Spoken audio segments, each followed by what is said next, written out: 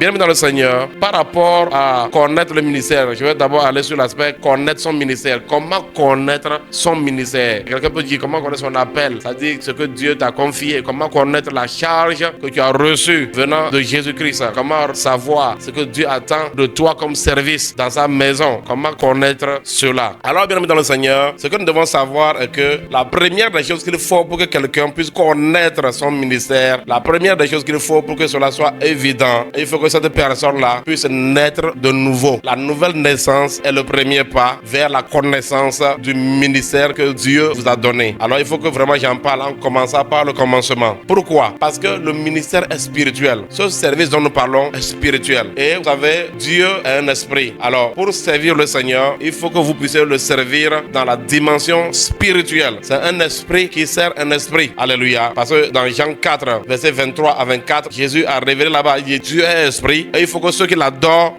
en esprit. Et il a précisé que ce sont les adorateurs pareils que Dieu cherche. Donc puisque le ministère est spirituel, il faut d'abord que la personne qui est appelée à servir le Seigneur puisse le servir dans la dimension spirituelle. Et c'est pourquoi nous allons voir Jean 3, 5 à 7 qui Jésus répondit, en vérité, je te le dis, si un homme ne naît d'eau et d'esprit, il ne peut entrer dans le royaume de Dieu. Dieu a un royaume, donc Dieu a un royaume. Et quelqu'un ne peut pas rentrer dans ce royaume-là sans pouvoir naître d'eau et d'esprit. Allons-y. Il dit, ce qui est né de la chair est chair, et ce qui est né de l'esprit est esprit. Et c'est pourquoi l'expression naître de nouveau. Parce qu'il y a une première naissance qui est la naissance charnelle. Tu nais de ton père et de ta mère d'une façon charnelle, selon la chair. Et maintenant, il y a une autre naissance spirituelle. Il dit, si quelqu'un ne naît d'eau et d'esprit, cette personne ne peut entrer dans le royaume de Dieu. Alors, il est très important alors de comprendre cela, que le ministère est spirituel. Alors, pour que les gens puissent servir le Seigneur, il est très important qu'ils puissent entrer dans la dimension spirituelle. Parce que c'est un service spirituel, parce que nous servons un esprit. Dieu qui est un esprit. Toi qui veux servir un esprit, alléluia. Comment tu peux servir un esprit étant dans la chair? Ça ne marchera pas. Alors, j'aimerais clarifier ceci. Quand nous parlons du ministère, n'oubliez pas que nous avons expliqué que le ministère, c'est que à la résurrection de Jésus-Christ, la parole de Dieu nous fait comprendre qu'il a fait des dons aux hommes. Et à ce niveau, j'explique ceci, que le ministère, en vérité, est donné à tout le monde. Pourquoi nous disons que pour connaître le ministère, il faut d'abord naître de nouveau? C'est parce que le ministère est donné à tout le monde. Il faut le savoir. Suivez-moi très bien. Vous savez, le salut. Jésus-Christ est mort sur la croix pour tout le monde entier. C'est pas seulement pour les chrétiens. Et le ministère aussi a été donné à tout le monde. C'est pas seulement aux chrétiens. Tout le monde a reçu un ministère. À partir du moment où Jésus-Christ est sorti du tombeau, la Bible dit qu'il a fait des dons aux hommes. Il a donné des hommes aux hommes. Et ceci-là, c'est que tout le monde, même ceux que vous voyez qui ne connaissent pas le Seigneur là, ils ont un ministère. Pourquoi? Parce qu'on est avec le ministère. Alléluia. C'est-à-dire que c'est vraiment un mystère. À travers la résurrection de Jésus, alors ce qui se passe c'est que le ministère est déjà inné dans les gens. Tout le monde vient sur la terre avec un ministère. Même ceux qui sont pasteurs aujourd'hui, ils sont nés pasteurs, mais ils ne sont pas nés chrétiens. C'est-à-dire ils ne sont pas nés étant nés de nouveau en même temps. Non, ils sont nés selon la chair. Après, ils ont eu l'expérience de la nouvelle naissance et après, ils ont compris qu'ils ont un ministère. Mais le ministère là, tout le monde est né avec. C'est pour cela que nous devons beaucoup évangéliser. On doit beaucoup évangéliser parce que à travers ce que je suis en train d'expliquer, vous allez comprendre qu'il y a beaucoup de personnes qui ne seront jamais pasteurs parce qu'elles ne seront pas sauvées. Ton voisin qui n'est pas sauvé, tu n'as aucune idée du ministère qu'il a. Alléluia. Parce que tout le monde est né avec un ministère. Tout le monde entier a été sauvé sur la croix par Jésus. Mais vous allez voir que tout le monde n'arrive pas à entrer dans le royaume de Dieu. De la même manière, tout le monde a reçu un ministère. Tout le monde naît sur la terre avec un ministère. Même les païens que vous voyez là, ils ont un ministère. Ils ont un ministère parce que le ministère, c'est le mystère. À partir de la résurrection de Christ là, tous les hommes qui viennent sur la terre viennent avec un ministère. Mais pour que la personne puisse connaître son ministère, pour que le ministère soit activé dans quelqu'un, il faut forcément la procédure de la nouvelle naissance.